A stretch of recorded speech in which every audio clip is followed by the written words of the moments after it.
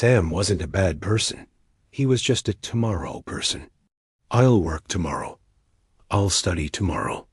I'll start my life tomorrow. But for Sam, tomorrow never seemed to arrive. His days were a comfortable blur of sleeping late, endless scrolling, and ignoring the opportunities that knocked on his door. He was happy in his little bubble, unaware that the world outside was moving on without him. Years passed, but Sam stayed the same. He watched his friends toss their graduation caps in the air. He saw others take risks and start businesses. Even his younger brother, once just a kid, was now earning his own money, building a life. Everyone was growing, evolving, chasing their dreams. But Sam? He didn't lose time lost him.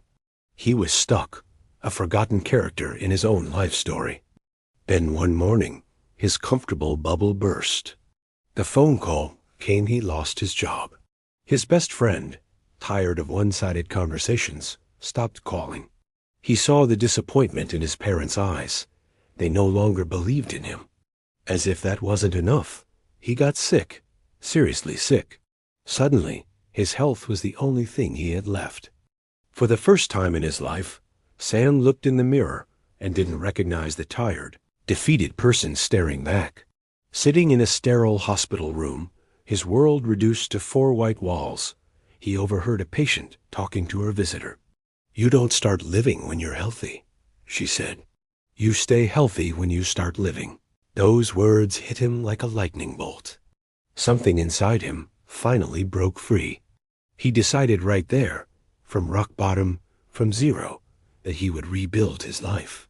Sam didn't change because he wanted to. He changed because he had to.